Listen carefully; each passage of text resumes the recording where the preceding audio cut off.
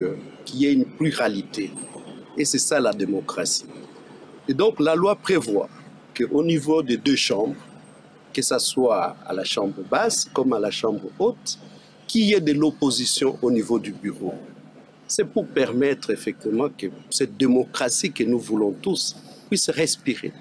Moi, j'ai dit que l'opposition, c'est l'oxygène de la démocratie.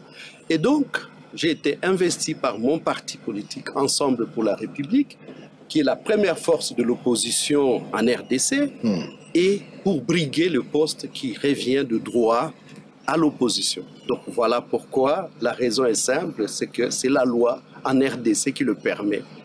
Il y avait des ambitions dans notre parti.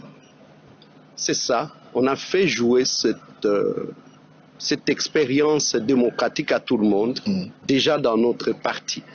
Et à la fin, la majorité de nos cadres, de nos militants ont voulu que ça soit moi.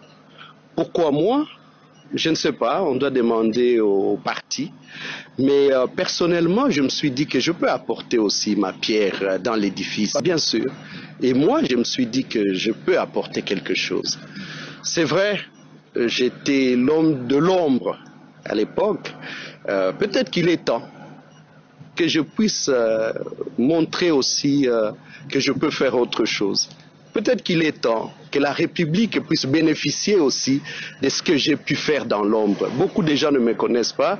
Je souhaiterais, Thierry, peut-être un jour qu'on puisse parler un peu, mais pas aujourd'hui, mais prochainement. Justement. Et donc, j'ai des choses à faire dans ce pays, en commençant par ce bureau, où finalement, le poste de rapporteur adjoint peut paraître petit, mais il y a des choses à faire parce que le rapporteur adjoint s'occupe notamment de rapports des vacances parlementaires.